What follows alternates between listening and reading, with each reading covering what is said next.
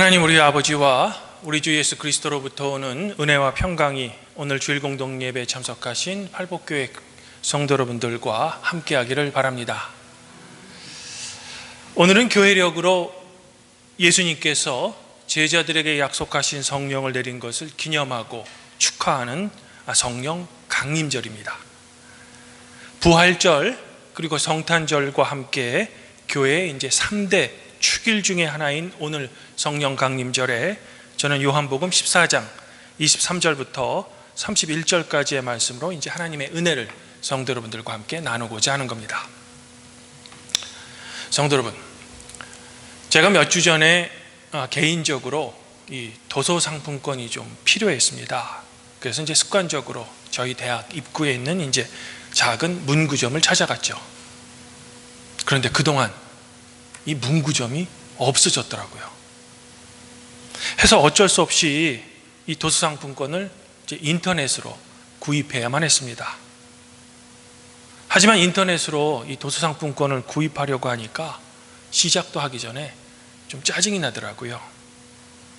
왜냐하면 도서상품권을 파는 인터넷 사이트에 이제 새로 회원 가입을 하려고 하면은 성도 여러분들도 잘 아시겠지만 아이디 새로 집어넣고 패스워드 입력하고 휴대전화로 인증받고 제 컴퓨터에 액티브엑스 깔고 그런 작업을 이제 해야만 했기 때문이죠. 이럴 때면 이제 화가 좀 나는 이유는 제가 너무 많은 인터넷 사이트에 이제 회원 가입을 하다 보니까 오랜만에 이제 이용하려는 사이트에 이제 접속을 좀 하려고 하면 이 비밀번호가 기억이 안 나는 겁니다. 그래서 어디다 뒀는지 이 비밀번호 썼던 종이도 못 찾겠더라고요. 그럴 때면 이제 비밀번호 찾기를 해야 하는데 그때도 왜 이렇게 입력하라는 정보가 많고 또 전화로 또 인증받고 또 기다려야 되는 과정이 필요한지 제가 잘 모르겠습니다. 그냥 제가 직접 그냥 가서 그 물건을 사면 좀 편한데 말입니다. 그런데 갑자기 이런 생각이 들더라고요. 그 작은 문구점이 없어진 이유는 무엇일까? 정확하지는 않겠지만 아마도 그 이유는 대형 기업이 운영하는 마트가 마을의 작은 가게까지 모두 점령해버린 그 이유와 비슷할 것 같습니다. 이처럼 현대에는 이른바 말하는 대형 기업들이 거의 모든 시장을 다 점령해버렸습니다. 교회도 예외는 아니어서 그런지 이제는 대형 교회가 아니면 살아남기 힘든 그런 시대가 되었죠. 그래서일까 많은 사회학자들은 우리가 사는 이 현대의 특징 중에 하나를 표현하라고 하면 제국이라는 용어를 주로 사용합니다. 영어로는 이제 empire라고 하죠. 하지만 이때 사용되는 제국이라는 용어는 우리가 보통 이제 역사 시간에 배웠던 로마 제국 할 때 그 제국과는 의미가 좀 다릅니다. 왜냐하면 현대에서 사용하는 제국이라는 개념은 과거의 로마 제국처럼 어떤 민족의 국가 영토를 기반으로 존재하는 어떤 특정한 나라를 의미하는 것이 아니고 시간과 공간을 초월해서 존재하며 그 실체가 우리의 눈에 잘 보이지 않는 새로운 의미의 제국을 의미하기 때문입니다. 이 일을 이해하기 쉽게 성도 여러분들에게 예를 들면 거대한 다국적 기업 또는 이제 초국가적인 기업을 들 수 있는 거죠.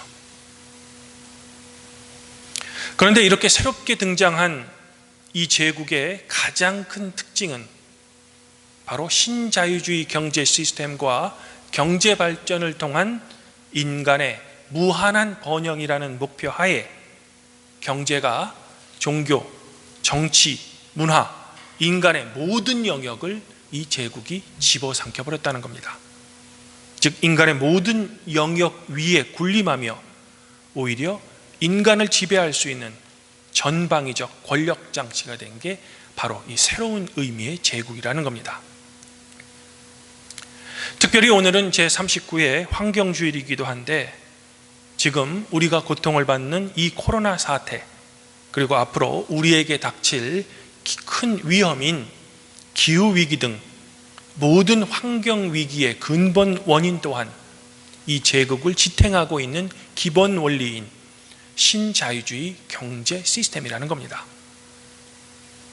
사실 이 세계에 마실 물과 먹을 음식이 없어서 굶어 죽는 사람들이 여전히 존재하는 이유도 물과 식량이 부족해서가 아니라 이 자유주의 경제 시스템으로 인한 공급의 불균형이 그 주된 원인이 되는 겁니다. 오히려 물과 식량은 잘 사는 나라에서는 그냥 버려지고 있죠. 지구 반대편에서는 그것이 없어 죽는 사람들이 많은데 말입니다. 이런 이유로 이미 세계교회협의회에서는 2005년도에 아가페 문서라는 신앙 고백문을 통해서 이 신자유주의 경제 시스템을 죽음의 경제학이다 라고 평가한 후에 우리 그리스도교 신앙은 이에 대항하는 생명의 경제학을 추구해야 한다라고 발표한 적이 있습니다. 더불어 로마 카톨릭에서도 프란체스코 교황이 그 유명한 라우다토 시, 즉 찬미 받으소서라는 교황 칙령을 통해서 신자유주의 경제 시스템을 비판하며 통합 생태론이라는 새로운 방법을 이제 로마 카톨릭 교계에 제안한 거죠.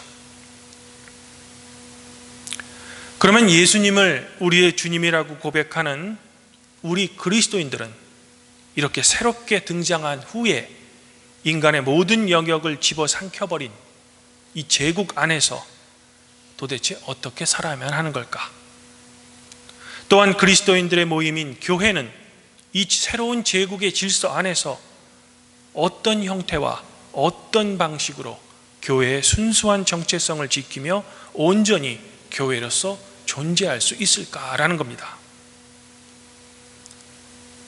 물론 수도원에 들어가서 수도자 같은 생활을 하는 것도 한 가지 방법이겠죠. 하지만 교회는 수도원이 아닙니다. 교회는 자신이 원하든 원하지 않든 항상 세상 안에 존재하며 세상의 한 부분으로 살아갈 수밖에 없는 겁니다. 이런 이유로 종교개혁자 마틴 루터도 하나님 앞에 서인 코람데오뿐만 아니라 세상 앞에 서인 코람 문도를 엄청나게 고민했던 겁니다. 사랑하는 성도 여러분, 과거 오늘 말씀을 기록했던 요한 공동체는 로마 제국의 강력한 정치 질서 안에서 자신의 목숨을 걸고 하나님의 복음을 선포하며 살았던 신앙 공동체였습니다. 어떻게 생각해 보면 경제 발전과 무한 개발이라는 목표 아래 우리 인간의 내적 가치 그리고 존재가 완전히 무시되고 있는 이 새로운 제국 안에 살면서 우리의 신앙과 믿음을 지켜야 하는 우리 그리스도인들은 과거 요한 공동체가 처했던 상황과 비슷한 상황일 수도 있는 겁니다. 이런 이유로 저는 오늘 요한복음 말씀에서 새로운 개념의 제국이 지배하는 이 시대를 사는 우리가 과연 한 명의 그리스도인으로서 도대체 어떻게 살아가야 하는지 그 근거를 이제 오늘 말씀에서 한번 찾아보고자 하는 겁니다. 보통 오늘 말씀을 포함하고 있는 요한복음 14장부터 17장까지를 예수님의 고별 설교라고 합니다. 왜냐하면 대제사장과 서기관들이 보낸 사람들에 의해 예수님께서 잡히시기 전에 제자들의 발을 씻기시고 이 세상에 남아야 할 제자들을 위로하기 위해 예수님께서 하신 말씀이 바로 14장부터 17장까지 기록되어 있기 때문입니다. 특별히 너희는 근심하지 말라, 하나님을 믿으니 곧 나를 믿으라 라는 말씀으로 시작한 요한복음 14장에서 예수님께서는 미래의 어느 때에 하나님께서 보내실 성령이 제자들에게 내릴 것을 미리 예고해 주고 계신 겁니다. 그러시면서 하시는 말씀이 이 성령으로 인해서 제자들은 예수님의 말씀을 비로소 기억할 수 있으며 더불어 이 성령으로 인해서 평안함을 얻을 수 있다는 겁니다. 평화를 얻을 수 있다는 거죠. 보통 사람들에게 제일 원하는 것이 무엇입니까? 라고 묻는다면 많은 사람의 대답이 바로 이 평안하게 사는 겁니다. 걱정 없이 사는 거죠. 즉 인간은 누구든지 평안하게 살고 싶어 한다는 겁니다. 그런데 성령이 오늘 말씀에 따르면 우리에게 이러한 평안을 줄 수 있다는 겁니다. 그러면 우리에게 이런 의문점이 자연스럽게 듭니다. 도대체 성령이 무엇이기에 예수님의 말씀을 기억하며 또한 우리가 그렇게도 소망하는 편안함을 우리에게 줄 수 있다는 걸까? 혹시 성령은 이적을 일으키며 몸의 병을 고칠 수 있는 신비한 능력을 우리에게 줄 수 있다는 걸까? 예전에 어떤 권사님이 우리 팔복교회 성도들은 좀 성령을 좀 받아서 좀 뜨거워져야 된다 라고 입버릇처럼 말씀하셨던 것이 지금 기억이 납니다. 아마 그분의 생각에 성령이란 우리나라 민속신앙에서 이 신내림을 받듯이 어떤 이적을 일으키며 다른 사람의 마음을 알 수 있는 신통한 능력을 얻는다라고 생각하셨던 것 같습니다. 하지만 성령은 결코 그런 것이 아닙니다. 그러면 예수님께서 주시고자 하셨던 성령은 과연 어떤 것일까라는 겁니다. 그것을 이 시대의 관점에서 바라보면 성령이란 바로 제가 앞서 말씀드린 인간의 번영과 영화라는 목표 하에 모든 것을 집어삼킨 이 새로운 제국 안에서 우리가 한 명의 그리스도인으로서 매몰되지 않게 해주는 그리스도인의 안목과 지혜를 줄 수 있는 원천이 바로 성령이라는 겁니다. 다시 말해 세상의 기준이 아닌 하나님 나라의 기준과 관점으로 우리가 살고 있는 이 세상을 바라보고 판단하며 비판할 수 있는 주님의 지혜의 눈을 우리에게 준다라는 겁니다. 이런 의미에서 예수님께서는 오늘 내가 주는 것은 세상이 주는 것과 같지 않다라고 말씀하신 겁니다. 이러한 점은 창세기 11장에서 우리 인간의 오만으로 자신의 이름을 세상에 알리기 위해 저 하늘 꼭대기까지 닿을 수 있을 정도로 높은 탑, 즉 하나의 제국을 건설하고자 했을 때에 하나님께서는 인간의 언어를 흩으셨지만 오늘 성령 강림 사건을 통해서 교회를 새롭게 탄생하게 하셨을 때에는 오히려 각 지방의 언어를 서로 알아듣게 하신 점, 즉 다른 사람의 말을 공감할 수 있는 소통의 능력을 허락하신 점을 통해서도 우리는 알 수 있는 거죠. 더불어 예수님께서 이 말씀 후에 하신 말씀, 즉 앞으로 세상에 임금이 올 텐데 그 사람과 당신 자신, 즉 예수님과는 아무런 관계가 없다라고 말씀하신 것을 통해서도 우리는 어느 정도 알 수 있는 겁니다. 사랑하는 성도 여러분, 주님께서 십자가에 달리기 전에 재판장에서 빌라도는 예수님께 이렇게 물었습니다. 내 나라 사람들과 대제사장이 너를 내게 넘겼으니 당신이 도대체 무엇을 하였습니까? 이때 예수님께서는 이렇게 답변해 주셨습니다. 나의 나라는 이 세상에 속한 것이 아닙니다 라고 말입니다. 그러시면서 진리가 무엇이냐 라고 되묻는 빌라도의 질문에 대해서는 답변을 안 하셨습니다. 왜 답변을 안 하셨을까? 그것은 예수님께서 추구하시는 진리를 빌라도에게 설명해 준들 빌라도는 결코 그것을 이해할 수 없었기 때문이죠. 즉 로마 제국을 지탱하는 권력과 힘의 논리를 굳게 믿으며 살았던 빌라도에게 예수님의 진리는 그저 추상적이고 비현실적인 이야기였기 때문이라는 겁니다. 하지만 안타까운 점은 이 빌라도가 사랑했던 로마 제국을 지탱해주는 권력과 힘의 논리를 우리는 예수님의 진리보다 여전히 더 좋아한다는 겁니다. 또한 그 힘으로 주어지는 편안을 우리는 여전히 사랑한다라는 거죠. 그러나 우리가 반드시 놓쳐서는 안 될 점은 그 평안은 모든 사람에게 다 주어지는 것이 아닙니다. 로마 제국의 평안은 그 권력 구조 안에, 즉 제국의 논리 안에 편승한 소수의 사람들만 누릴 수 있는 제한적인 평안이라는 겁니다. 그래서 너도 나도 그 집단 안에 들어가기 위해 무한 경쟁을 하는 거죠.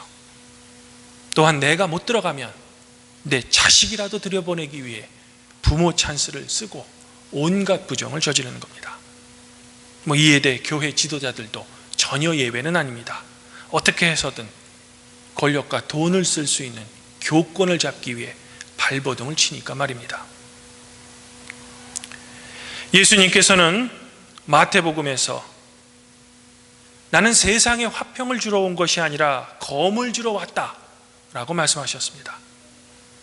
바로 제국이 주는 평화, 환경 파괴와 다른 사람의 희생을 근거로 나와 내 가족에게 주는 편안함을 단호하게 거부하고 오히려 차별과 배제가 없고 모든 사람에게 편안함을 줄 수 있는 하나님 나라를 위해 우리가 고민하고 세상과 싸울 수 있는 검을 우리에게 주신다라는 겁니다.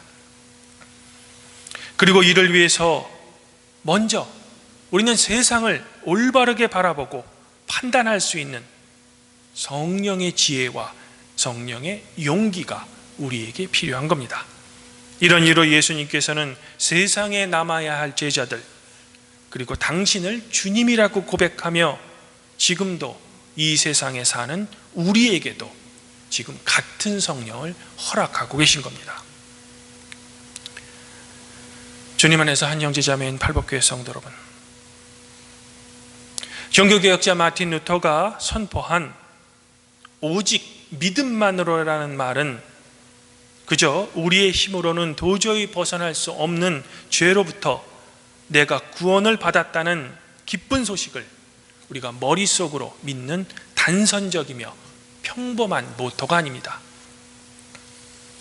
오직 믿음만으로라는 말의 진정한 의미는 빌라도가 추구했던 힘의 논리가 주는 평화, 그리고 그 평강을 거부하며 모든 사람의 평안을 위해 사셨던 예수님의 말씀과 그분의 삶, 그리고 세상의 모든 것을 이겨내신 예수님의 부활을 우리의 삶으로 살아내는 것을 의미하고 있는 겁니다.